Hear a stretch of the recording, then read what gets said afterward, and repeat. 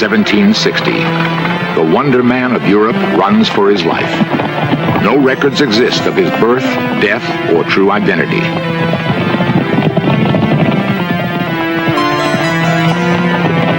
He was considered a genius in art, music, politics, and alchemy. Although he looked 40, many believed he was at least 150 years old. He called himself the Count of Saint Germain. Others called him the man who would not die.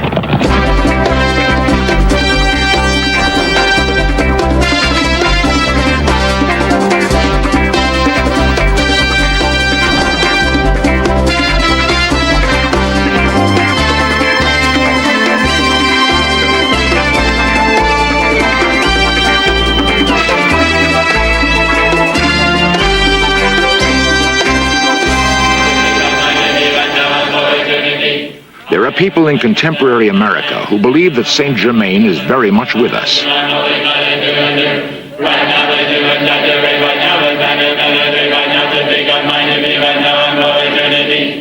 Although he was most prominent 200 years ago, they believe he has never died and never will.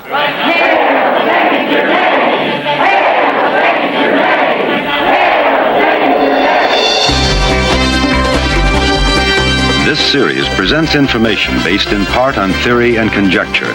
The producer's purpose is to suggest some possible explanations, but not necessarily the only ones, to the mysteries we will examine.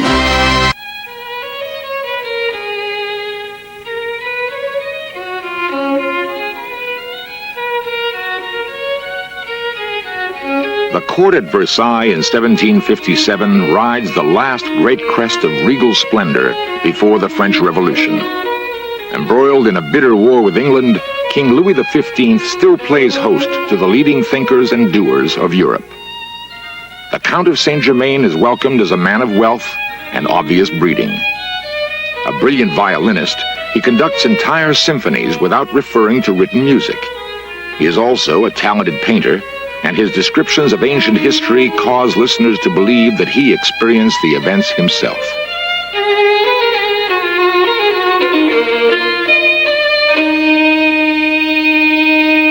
In recreations based on actual memoirs, Saint Germain fascinates the elite of France, including Voltaire, Madame Pompadour, and especially King Louis. I liked and admired the man. In his way, he was brilliant, a scientist and a historian. He amused and astounded me. Why, once he removed a large flaw from this very beautiful diamond and tripled its worth. I set him up in a laboratory at the Trianon. He used to teach me chemistry. He even said I had a natural aptitude for it. During years spent in India, Saint Germain supposedly learned how to remove flaws from diamonds and change base metals to gold. It was written that he performed both feats often enough to dissuade doubters. Skilled as a chemist, it was also rumored that he possessed a magic elixir of life. Saint Germain neither confirmed nor denied anything said about him. How old was he? 100? 200? 2,000 years? He either smiled or responded with cheerful evasiveness. He spoke at least a dozen languages so fluently that in any country he visited, he was accepted as a native. But where was he actually from? Portugal? Egypt? Atlantis? The fog-shrouded Carpathian mountains of Transylvania have hidden many legendary figures. One might have been Saint Germain as a small boy. When Prince Franz Rákóczi lost control of Hungary, his two older sons were placed under house arrest in Vienna.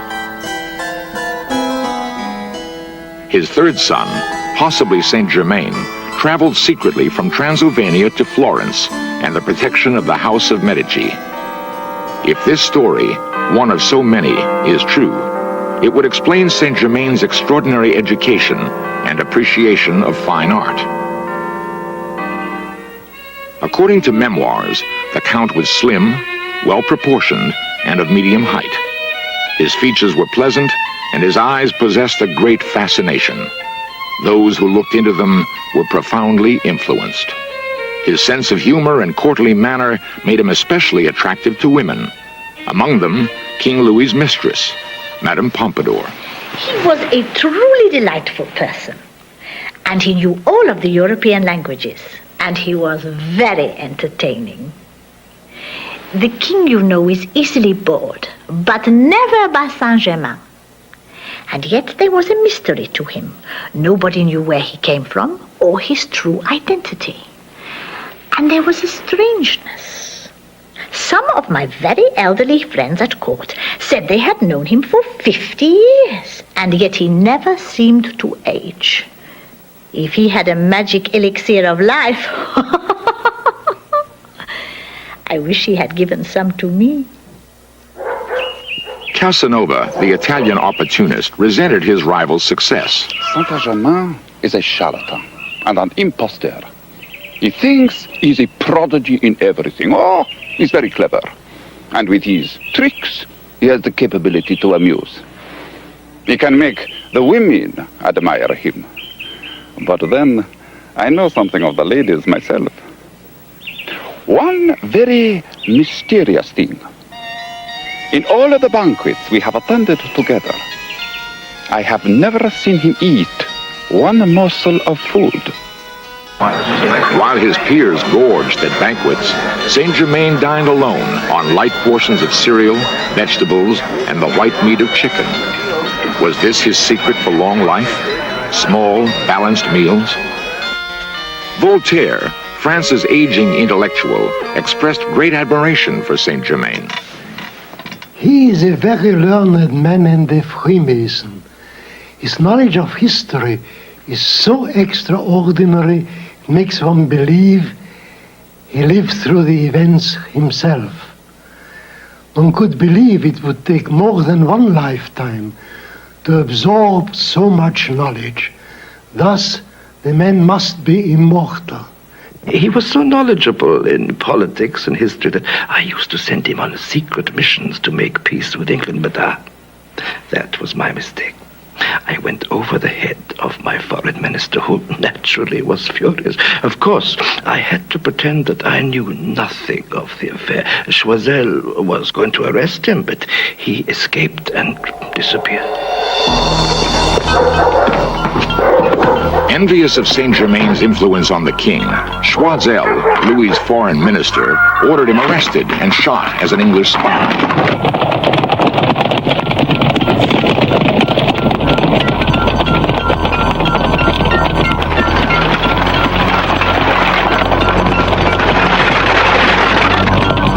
Choiseul circulated vicious rumors throughout Europe, claiming that Saint-Germain was a Portuguese of questionable parentage who married for money in Mexico and absconded to Turkey with his wife's jewels. Saint-Germain escaped to the English Channel and crossed safely to London.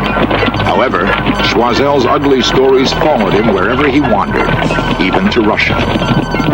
In St. Petersburg, Saint-Germain joined a conspiracy to overthrow Tsar Peter in 1762. Battlefield strategies brought victory to the forces of Catherine the Great. Once enthroned, the new queen rewarded him with the title General Well Done. The legend of the brilliant count preceded him to the distinguished courts and drawing rooms of Europe.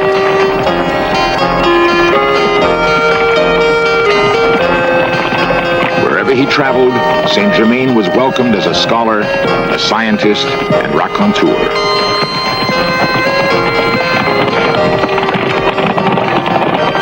Most of his activities were shrouded in mystery, but it is known that he formed secret societies dealing with the occult and warned the crowned heads of many nations that the collapse of the French monarchy would eventually doom them as well.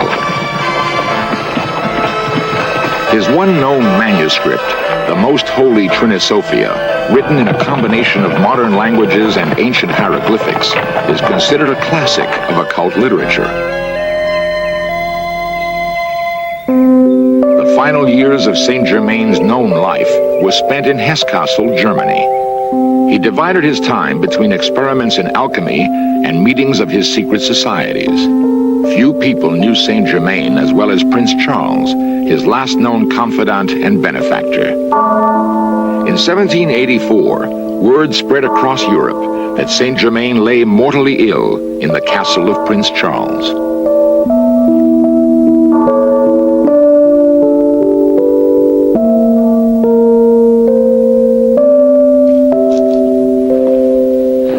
I was privileged to be a very good friend of Saint Germain. In fact, he spent his last years here in this very castle.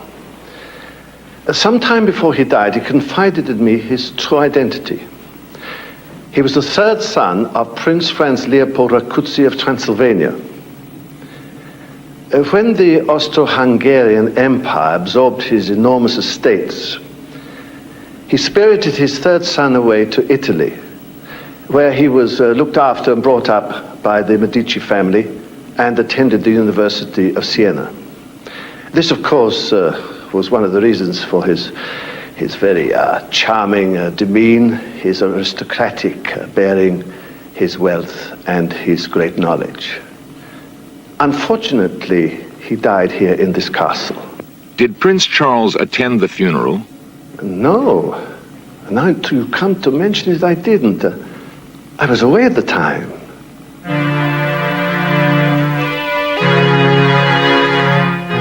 There are no records of Saint Germain's burial. 10 years later, he was sighted in Paris at the height of the French Revolution.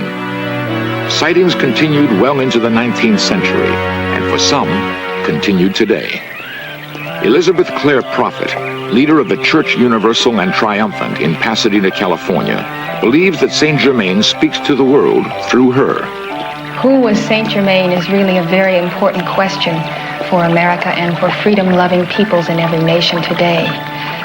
Saint Germain has embodied again and again over many centuries, as we all have. Our souls continue to evolve and to experience on earth until we perfect our own individual calling. Back in the days of Atlantis, Saint Germain figures as a priest after the order of Melchizedek. He was tending the flame of freedom in an ancient temple.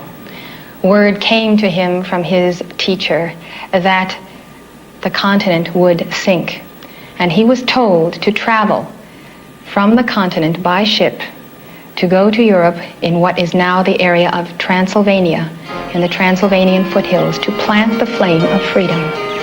Transylvania was in Hungary and is now in Romania. Saint Germain did this, and the placing of that flame of freedom there was the beginning of the House of Rákóczi, the royal house of Hungary.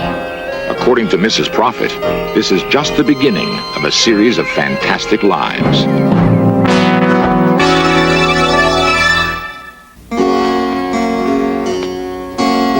Elizabeth Clare Prophet believes that Saint Germain has appeared on earth at key moments in history. After the ascension of Jesus Christ, Joseph of Arimathea traveled by ship to the British Isles with the cup used at the Last Supper. That cup became the spiritual force field for the Knights of the Round Table, the coming of Arthur. In that episode, Saint Germain incarnated as Merlin the magician. Again, the alchemist, again, the great prophet and seer, the spiritual power behind the throne. He gives the vision to Camelot. And so that focus in England begins the opportunity for Saint Germain to bring the teachings of Christ to the New World. And so he incarnates as none other than Christopher Columbus. The master Saint Germain arrived at the New World at San Salvador, very near the ancient retreat of Atlantis, which had sunk when Atlantis went down 12,000 years earlier. Saint Germain then ascended, and he went forth as the immortal, very closely connected with the courts of Europe. A book has been written about him based on the diaries of Madame d'Adhémar. And this book contains the record of the Wonder Man of Europe as he appeared and disappeared throughout the courts of Europe over a period continuously over 200 years. He astonished those around him. He appeared youthful. He wore diamonds on every finger. He precipitated jewels. But his main mission was to warn the heads of state of the coming cataclysm that ensued in the French Revolution. all that he predicted came to pass. Still having the desire to form a United States of Europe, he contacted Napoleon to form that unity. But the power transferred to Napoleon, Napoleon misused. He went power mad, and instead he met his Waterloo.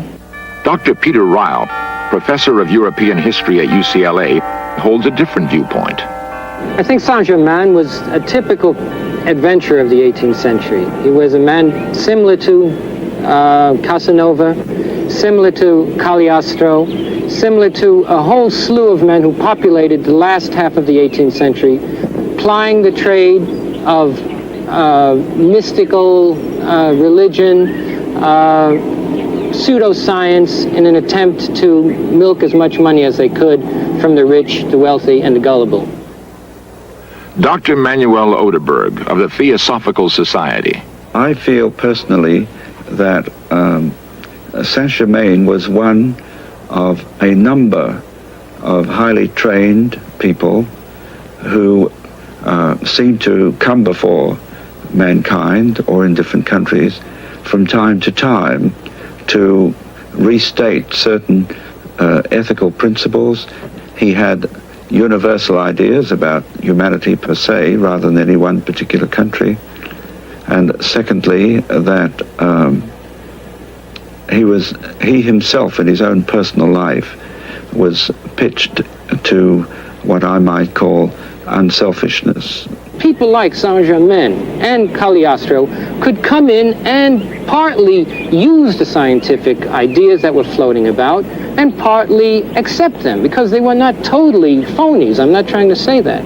What they really were people who read a little of this and a little of that, took the latest scientific statements, and also made a great deal of money out of it, or at least as much money as they could. At that time, then, he turned his attention to the United States, where he had already been working behind the scenes with George Washington, Thomas Jefferson, Benjamin Franklin, in actually preparing the Constitution of the United States and inspiring that declaration, as well as the revolution, the freedom of those independent colonies. Just at the moment of indecision, at precisely 5 o'clock, July 4th, 1776, Saint-Germain appeared on the balcony. The doors remained locked, but he appeared. He gave an impassioned speech to the delegates, and he told them to sign that document. And the energy that he released was so intense that immediately they coalesced, and they all signed the document, beginning with John Hancock.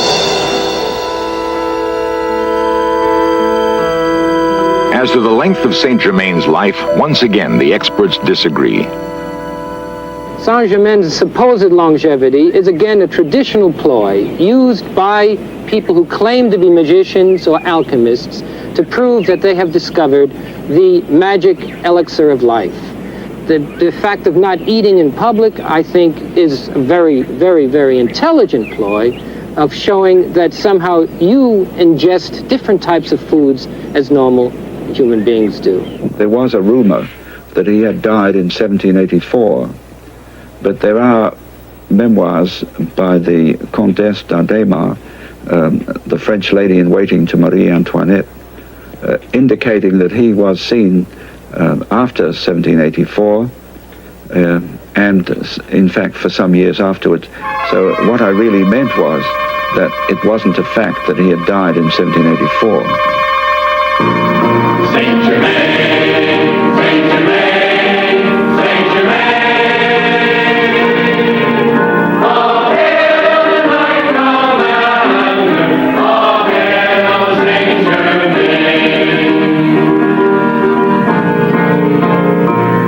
Saint-Germain, Saint-Germain. During Saturday evening church services in Pasadena, Elizabeth Clare Prophet claims that Saint-Germain speaks to his followers through her.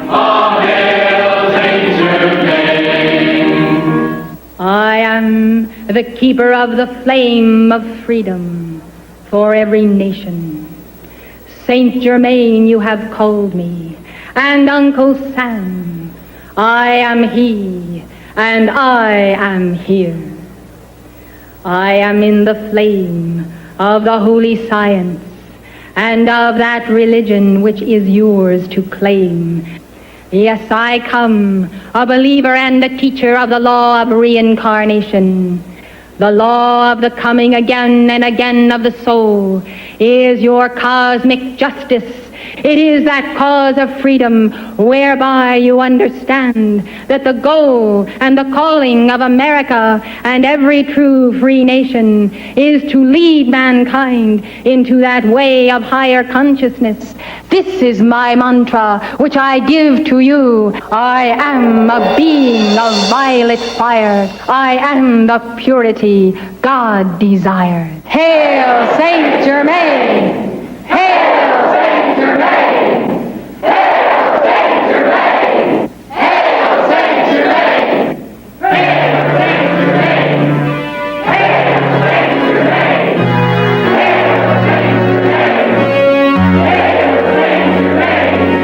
Hail Saint Germain! Hail Saint Germain! Hail Saint Germain! Hail Saint Germain! Evidence recently discovered in the library of the British Museum indicates that Saint Germain might well have been the lost third son of Prince Rakoczy, born in Transylvania in 1694. If he died in Germany in 1784, he lived 90 years. The average life expectancy in the 18th century was 35 years. 50 was a ripe old age. 90 was forever. We can account for those 90 years with a reasonable amount of confidence. Saint Germain's lives before and after that, however, are a matter of faith.